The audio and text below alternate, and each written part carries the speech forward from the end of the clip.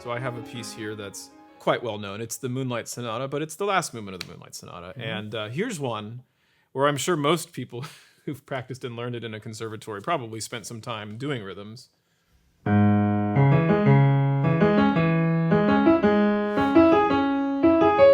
Now, say what you want. Say what you want.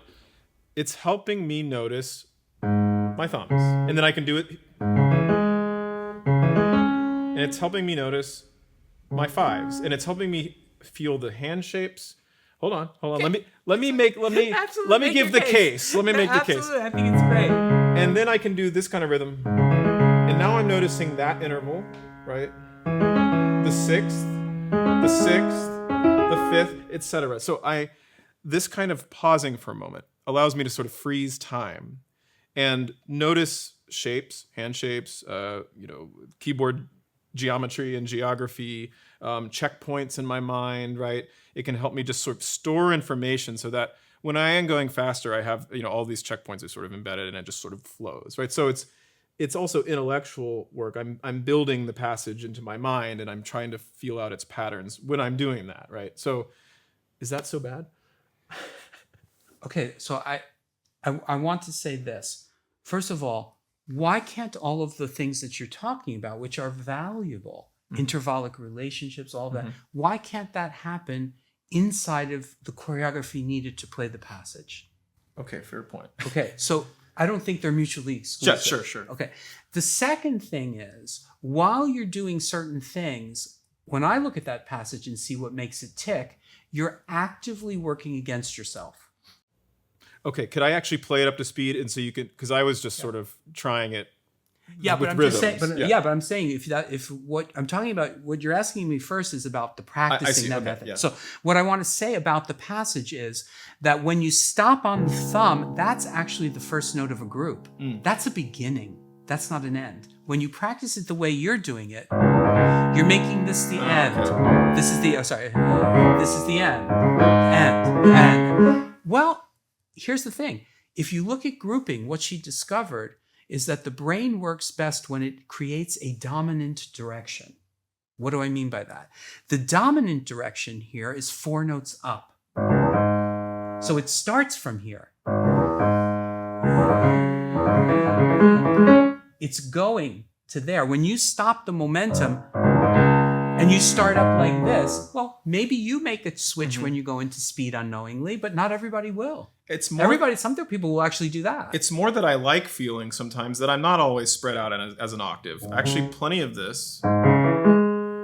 In fact, you could play the whole passage just in either a 5th or a 6th span. Well, I think, yes. And I think what we would say to solve that is the whole notion of the fact that we don't remain on the key. You're never actually holding your hand. So I'm really not stretching. Okay. And the other thing that's having me not stretch is the function of the double rotation. In other words, once I land here, I'm not reaching for these notes.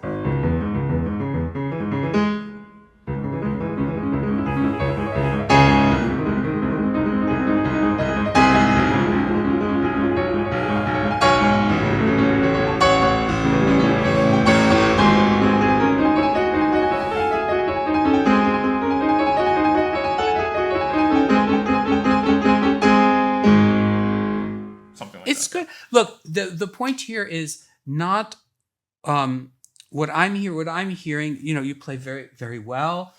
It's your experience of your own playing is what I'm interested in.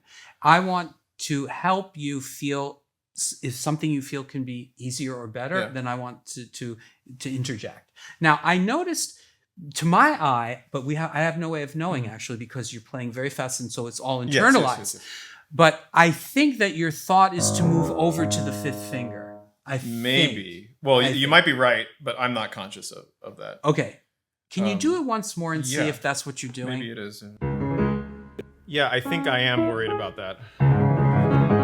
So maybe I should be a little more what I was saying is it's causing the arm to do more or less an undershape to get over there. Okay.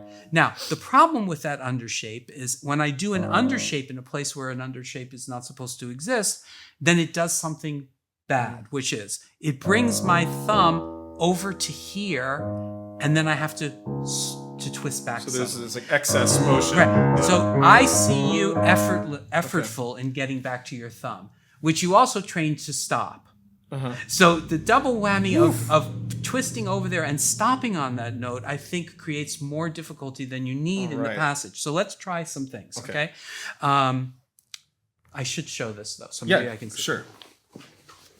So the interesting thing of passage like this, when we talk about shaping and shaping possibilities, there is the under-over, which would be like this. Now, that frees the arm in one sense, but it's not the most economical shape.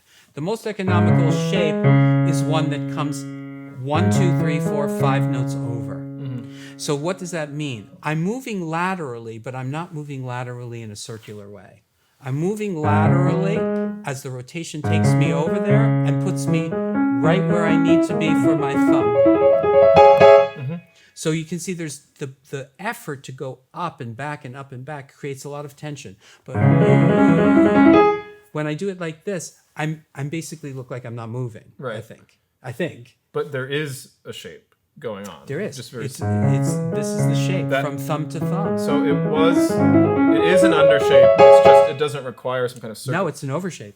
It's an overshape, what we call an overshape with a change of direction. That's the end of the overshape. Oh, I see. So instead of, what would an undershape look like? Because then you have to come back down and set your thumb there. Yeah. So really, I can think of myself as kind of just carrying my thumb. You could do it that way, or you could just sit there and, okay, what's it like to move across those fingers? Now, your in and out is pretty good. I see a lot of people in this passage. What happens is they come out here, and then they're not in a good position. Yeah, they're not ready. So it doesn't come out very much because of this. So let's try. Let's try this. Okay. So you're here. We'll go slowly.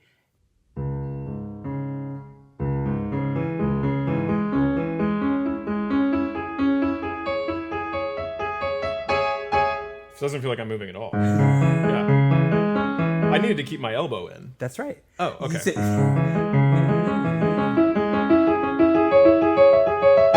I feel much more grounded just feeling the left side of my hand. Okay, really. Can I fix one other thing? Because sure. I want you to do it one more time. I'm gonna, if you don't mind, I'm gonna stop your arm at the, like she said, at the scene of the crime. Okay, this is twisted. Okay. This is twisted. I'm twisting. And the reason why that was twisted was red-handed. because you did not go in right here. You waited here, and then you were. And then the moment I do that, now I'm further away from where I need to be. Do you remember when I was showing? And I said, well, we figured out you have to start from here. Right. That's why, because any finger later is still going to leave us twisted. So same thing here. If I don't start immediately here, I'm not going to be here.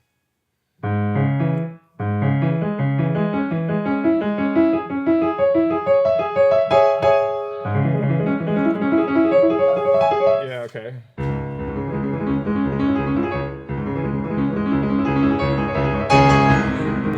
I want to say something. Yeah. I want to say something. Yeah.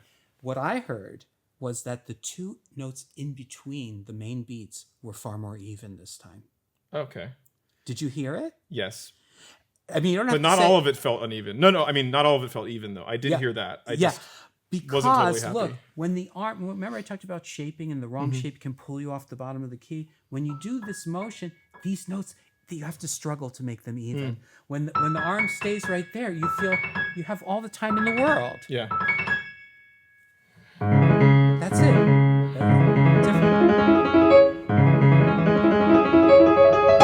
How was that?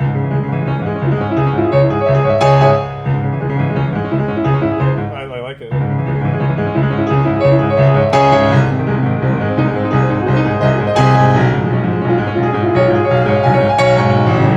That's hard. That is hard. Okay, let's talk about that. But I don't think we should not acknowledge the enormous difference in the level of what you just did. Yeah, that felt a lot I mean, better. the brilliance of it, the clarity of it, and it wasn't sending you for a month or two of exercise back to the drawing. No, I did it right here. You did it right there, Yeah. and that's what we send the student away. And you noticed also when we had the whole discussion about how do we play fast. You do the correct things, and it wants to go fast.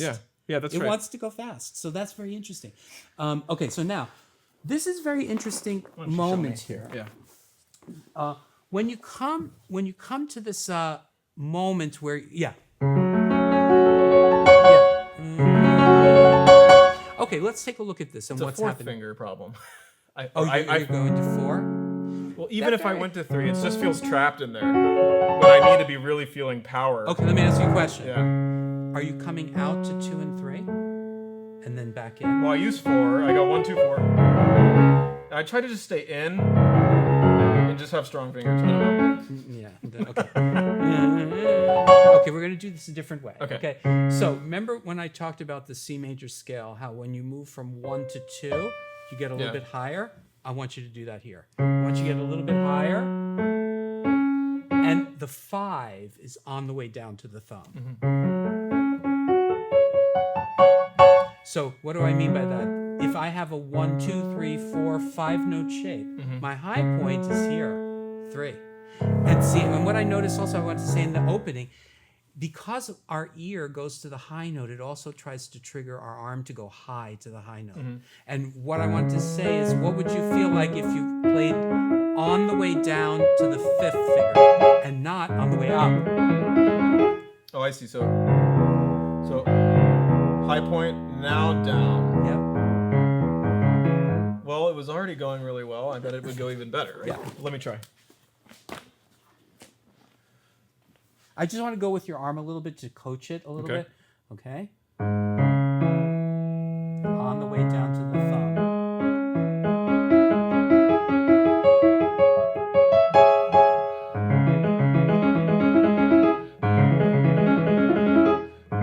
I think the reason this might have felt high is because I needed to make sure I really want it. I really want that to be even more, because look, it's a very particular finger because there is a slight adjust. It's what we call a back forward. We're playing back, but the arm feels also the forward, and that gives you the sound. Yes. Oh. Yeah. Now it feels good. Okay, but I don't think I'm doing the end that you're telling me about. Okay, let's get here. So now I'm you say 3. Can I try it with 4 first, or would you just? You can try it with 4. It's not a good fingering for me. High point. Right.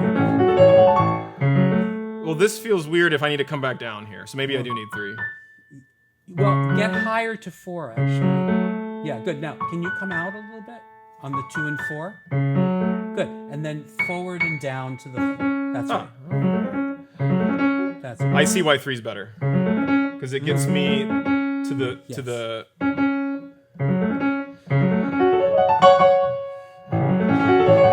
Ooh. Okay, yeah. I don't know why I didn't pick 3. I think it's because I felt twisty. But if the arm is in the right place, 3 is a very good finger. That's right. So then I'm up. Good.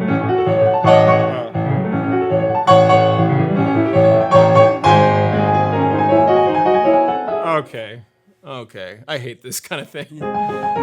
Broken anything has been the bane of my existence for 20, 30 years now. There is a little underlying problem in this kind of passage for you, which is you're very focused on the rotation of the playing fingers, but you're not so focused on what's happening in the unplaying fingers. So what I see is the unplayed fingers rest down, so it becomes kind of twisty.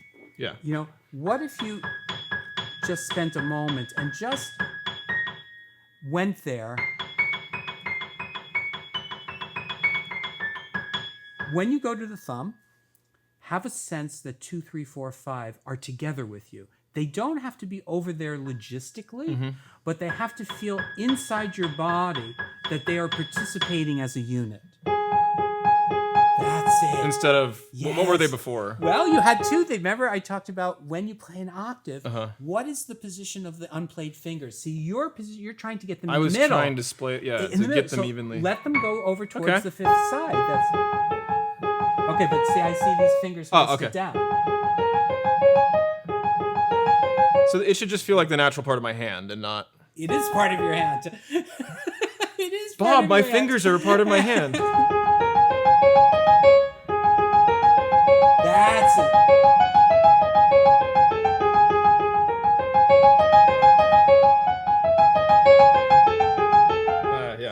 Now here, stay inside. Honestly, when I get there, I feel okay. I can make you feel better. Okay. Don't do that. Okay, don't. So no in and out here. There is in and out, but it's inside the right ear.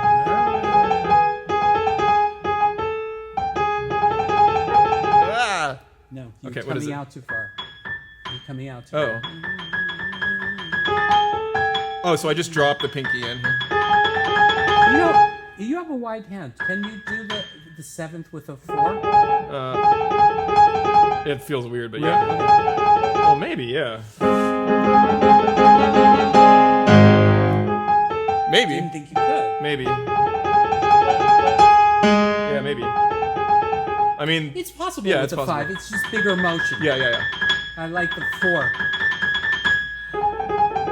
Should I be feeling more this or more this? No, you have to feel evenly. You have to feel the mechanism go back and forth. Often when I nail something, though, I pick an aspect of the figuration to focus on, and it sort of makes everything better. So, like right now, I'm just going to think about my thumb. It was pretty good. Wait a second. I'm going to be bad with you. Okay. I'm going to be bad with you.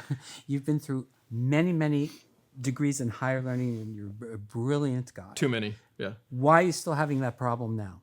If all your markers and I'm focusing on this, but you're still having this issue because you're raising it to me. I didn't tell you I had the issue. Because piano playing is hard, Bob. It's really damn hard. So what I'm trying to say is you can alter the thinking ever so slightly. What I would concentrate on is those basic things. In other words, when you rotate to the thumb, it's a rotation back to the 5.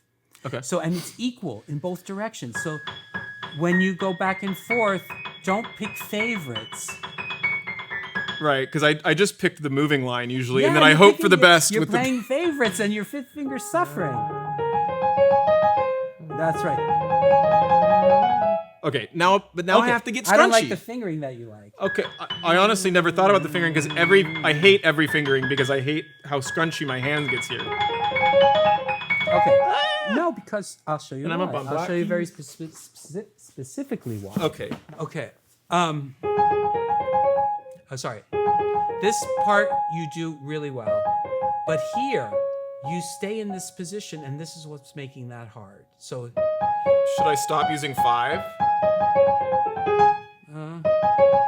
What do you mean stop using? Like 5? Use a different finger on the G sharp once it I'm gets close? using 5. Okay.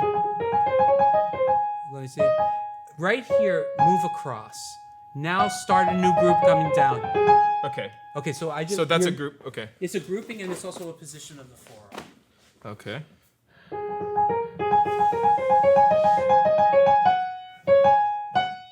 Get over here.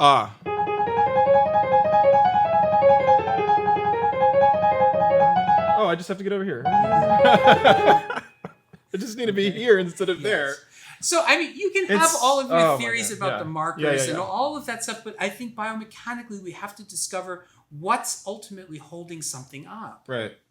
And it's not, it's funny, but you know, people say, oh, it's so daunting, but actually what did we talk about today? We talked about some rotational issues, some in and out issues. Yeah. We talked about some walking hand and arm issues, and we talked about shaping and basically how to play chords and octaves. So it comes back to these basic things. So you can get mastery over analyzing. You know, we're taught to analyze music melodically, harmonically, formally, historically, rhythmically, but we're not taught to analyze music technically. What are the biomechanical demands of any technical passage? We should be able to give an answer to somebody. Right. We rarely see scores which are marked up with physical motions like like you do with the arrows for shaping, right? It's absence from the educational system. And yet those are basically choreographic symbols. Yes. And we think, I guess, of music so much as text that we forget that we have to choreograph it into our bodies. We can't just translate it somehow directly into some kind of pre-made mechanism. Unless it happens. And that's called a prodigy or an enormous talent. Exactly. They're able to translate what they see in patterns on the score to what the choreography is that does that. Yeah.